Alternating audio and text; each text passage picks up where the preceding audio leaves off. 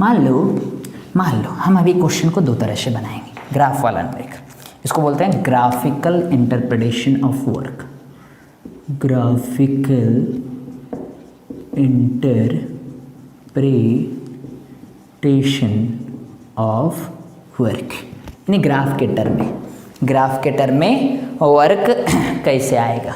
ठीक है, तो बेसिकली करना कुछ नहीं है, जो फोर्स वर्सेस डिस्प्लेसमेंट ग्राफ है उसमें जो एरिया आता है वही आपको बताता है वर्क। हमने लास्ट वीडियो में भी ये बताया था, यानी वर्क निकालने के लिए फोर्स वर्सेस डिस्प्लेसमेंट ग्राफ का एरिया निकाल देंगे। क्या निकाल देंगे? एरिया। एक क्वेश्चन लेते हैं जिसमें हम दोनों ही मेथड लगाएंगे, वर्क यानी इंटीग्रेशन का फॉर्मेट भी लगाएंगे और एरिया वाला भी मेथड लगाएंगे। तो मान लीजिए क्वेश्चन ऐसा दिया है, कैसा, if force is equal to x + 3 newton then find the क्या work from x = 2 to x = 4 metre. ये क्वेश्चन दिया है और इस क्वेश्चन को हम दो तरह से बना रहे हैं, एक ग्राफ वाला मेथड से और दूसरा जनरल मेथड से। तो फोर्स जो है बालक वो x पे डिपेंडेंट है, यानी हो गया वेरिएबल फोर्स। कैसा फोर्स? वेरिएबल। तो वेरिएबल फोर्स में क्या करते हैं हम, वर्क का फार्मूला पहले लगा रहे हैं, जनरल मेथड। क्या वर्क का फार्मूला क्या होता है? वर्क इक्वल टू होता है इंटीग्रेशन फोर्स डॉट डिस्प्लेसमेंट। तो फोर्स पुट कर दो, कितना है x + 3, डिस्प्लेसमेंट x डायरेक्शन में हो रहा है इसलिए dx लिए, और फोर्स लगा रहे हैं x में, डिस्प्लेसमेंट भी देखो कहाँ से हो रहा है, x = 2 to x = 4, मतलब x डायरेक्शन में डिस्प्लेसमेंट हो रहा है, फोर्स भी लग रहा है x डायरेक्शन में, इसका मतलब क्या, cos कितना डिग्री आ जाएगा? 0। अच्छा, रेंज कहाँ से कहाँ? 2 to 4। अब इंटीग्रेशन में क्या करते हैं, पावर इंक्रीज करते हैं, पावर से डिवाइड कर देते हैं, x का हो जाएगा x² 2। अच्छा, यहाँ कुछ नहीं, मतलब क्या 1 है, यानी x का पावर 0 है, तो ये हो जाएगा 3 × x upper limit minus lower limit. Okay, तो 2 to 4 पुट कर दिया, upper limit minus lower limit करो, तो यहाँ पे आ जाएगा क्या, 4² 3 × 4, ये क्या हो गया बालक, upper limit minus lower limit, तो 2 पुट कर दो, 2² 2 + 3 × 2। अब कैलकुलेट कर लो, बताओ 4² कितना हो जाएगा, 16/2 बोले तो 8, 3 × 4 12, माइनस बालक माइनस, इधर बताओ क्या होगा, 2² 4/2 यानी 2 + 3 × 2 6 आएगा। क्या ये कितना हो गया, 8 + 12 20, और माइनस 6 2 दैट इज 8, मतलब क्या 12 क्या वर्क है ना, जूल। तो वर्क कितना आ गया, 12 जूल। अब इसी क्वेश्चन को हम बना रहे हैं ग्राफ के मेथड से, थोड़ा ध्यान से समझो। इसका यदि हम ग्राफ ड्रॉ करें, किसका, ये जो गिवन फोर्स है, फोर्स इक्वल टू कितना दिया हुआ है आपको, फोर्स इक्वल टू दिया है x + 3, कितना दिया है, तो बेसिकली ये एक स्ट्रेट लाइन का इक्वेशन है। कैसे, y इक्वल टू क्या होता है, mx + c। तो हमको वर्क निकालने के लिए force versus displacement graph draw करना पड़ेगा। तो फोर्स तो यहाँ पे F दिख ही रहा है, डिस्प्लेसमेंट क्या है, x है, यानी y एक्सिस पे होगा फोर्स और x एक्सिस पे होगा डिस्प्लेसमेंट x। तो इसका यदि हम ग्राफ ड्रॉ करें तो ग्राफ कैसा दिखेगा बालक, डिस्प्लेसमेंट को x लिख रहे हैं और फोर्स को इधर लिख रहे हैं। अच्छा, यहाँ पे इंटरसेप्ट कितना है, इंटरसेप्ट है 3, इंटरसेप्ट कितना है, y इंटरसेप्ट है 3, यानी जो ग्राफ चालू होगा वो समवेयर इधर से चालू होगा, एंड दिस इज 3 यूनिट। अच्छा, स्लोप कितना है 1 मतलब 45 डिग्री, तो ये ऐसा ग्राफ जाएगा। अब कहाँ से कहाँ तक हमको निकालना है, x = 2 से लेके x = 4 तक वर्क निकालना है, x = 2 से लेके x = 4 तक।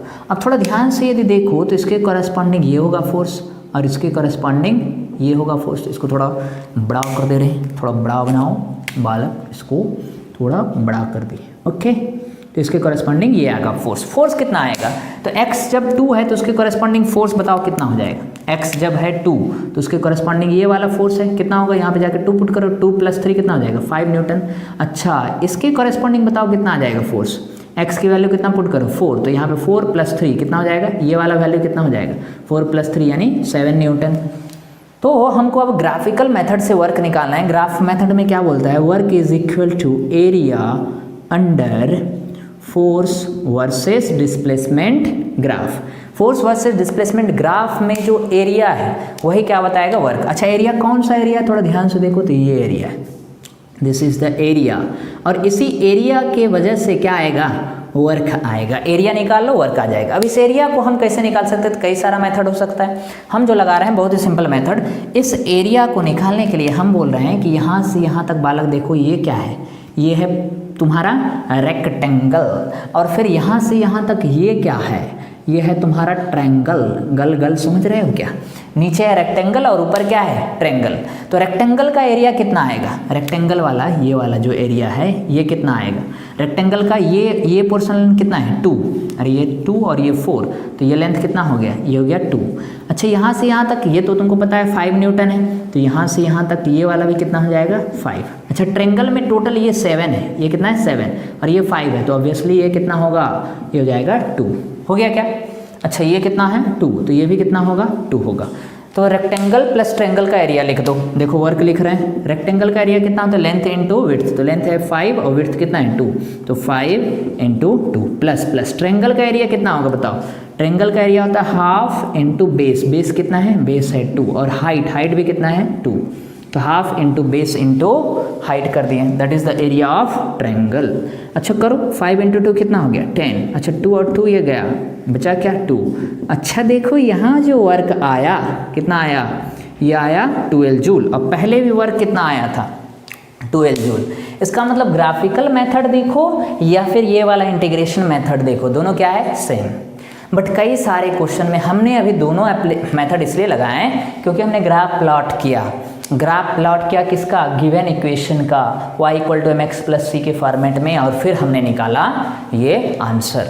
बट कई सारे क्वेश्चन में आपको ग्राफ प्लॉट करने की जरूरत नहीं है बालक। वहाँ पे डायरेक्ट यदि फोर्स दिया तो इंटीग्रेशन मेथड लगाएंगे, फोर्स का यदि इक्वेशन दिया है, और यदि ग्राफ दिया हुआ है तो डायरेक्ट हम एरिया निकालेंगे। तो एक क्वेश्चन लेते हैं जिसमें आपको डायरेक्ट ग्राफ दिया हुआ है। You need to find the work directly from the graph and no need to give an equation of the force. You won't be provided an equation of force. In that scenario, you need to find what? You need to find work. तो graph के term में ऐसा दिया है, कैसा? ऐसा। देखो बोला है, देखो बालक, find the work done from x = 2 to नहीं x = 0 to x = 4। ये पहला केस है, 4 मीटर। अब दूसरा केस क्या है? x = 0 to x = 8 metre. ये ग्राफ ऐसा दिया हुआ है बालक, थोड़ा ध्यान से समझो ना।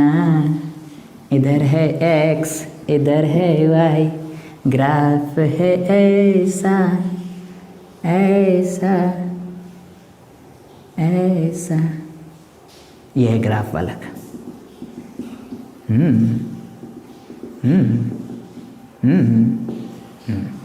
ये है 0, ये है 4 और ये है 8। ओके, डेफिनेटली ये होगा 2। अच्छा, ये है -10, ये है +10 न्यूटन। y एक्सिस पे y नहीं है, क्या है? फोर्स है, और इधर क्या है? डिस्प्लेसमेंट। तो ये आपको एक ग्राफ दिया हुआ है और क्या फाइंड करना है? You need to find what?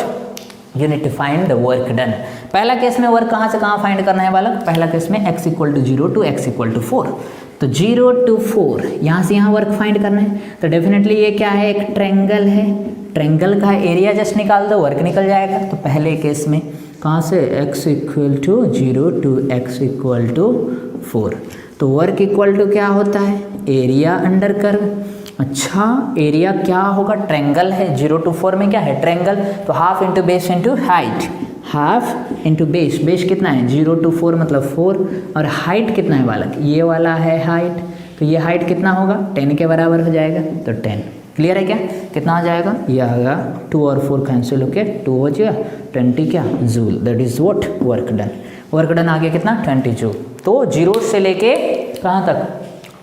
0 to लेके 4 तक। अच्छा, सेकंड केस में कहाँ से कहाँ तक पूछा है?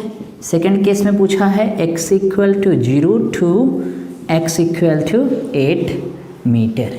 8 मीटर तक। x इक्वल टू 8 मीटर तक पूछा है, यानी यहाँ से लेके यहाँ तक, तो ये तो एरिया आएगा, साथ साथ में ये भी एरिया आएगा।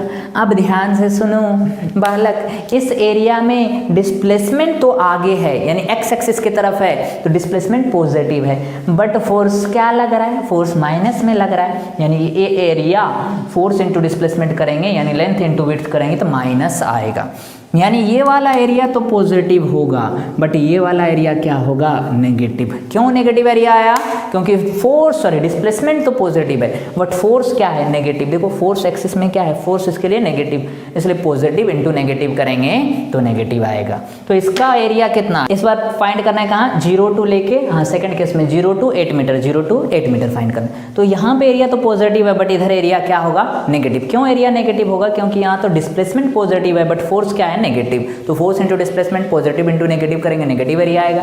तो इसका एरिया यदि हम फाइंड करें तो एरिया कितना आएगा, ये एरिया आएगा लेंथ इंटू विड्थ, रेक्टेंगल है तो इसका एरिया कितना आ जाएगा बालक बताओ, रेक्टेंगल का एरिया है तो रेक्टेंगल का एरिया, फोर्स कितना है, सॉरी डिस्प्लेसमेंट है 4 टू 8, तो 4 टू 8 यानी लेंथ हो गया 4, ये वाला लेंथ कितना आ जाएगा 4, और ये कितना है, ये है 10, बट 10 नहीं लिख के -10 लिखना पड़ेगा। क्यों -10 लिखना पड़ रहा है, -10 क्यों लिख रहे हैं, क्योंकि फोर्स नेगेटिव है, तो 40 -40 आ जाएगा एरिया। क्लियर है क्या। अच्छा टोटल वर्क तब क्या हो जाएगा, टोटल वर्क हो जाएगा area of triangle plus area of rectangle. Area of triangle तुमने ऑलरेडी फाइंड किया, कितना 20 प्लस एरिया ऑफ रेक्टेंगल कितना है -40, तो कितना आ जाएगा, वर्क इक्वल टू आ जाएगा -20 जूल। यानी 0 से लेके 8 तक कितना वर्क होगा, -20 जूल वर्क होगा बालक। ठीक है क्या। तो ये हमने क्वेश्चन देखा रिलेटेड टू व्हाट, ग्राफ से रिलेटेड आपको इस तरह के क्वेश्चंस दिए जाएंगे। क्लियर है क्या, बहुत इंपॉर्टेंट क्वेश्चन था। तो इस वीडियो में बेसिकली हमने डिस्कस किया क्या कि वेरिएबल फोर्स से रिलेटेड कैसा कैसा क्वेश्चन आ सकता है, और चेन वाला एक न्यूमेरिकल डिस्कस किया, बहुत इंपॉर्टेंट है। और लास्ट में हमने बताया क्या, ग्राफ से रिलेटेड यदि क्वेश्चन दिया है तो जस्ट क्या करना है हमको, वर्क निकालने के लिए उसका एरिया निकालेंगे, बट देखेंगे ध्यान से कि एरिया पॉजिटिव भी हो सकता है और एरिया नेगेटिव भी हो सकता है। तो इस वीडियो में इतना ही। नेक्स्ट वीडियो में हम और भी वर्क डन से रिलेटेड ज़्यादा क्वेश्चन और न्यूमेरिकल्स कॉन्सेप्ट के बारे में डिस्कस करने वाले हैं। Thank you very much, all the best.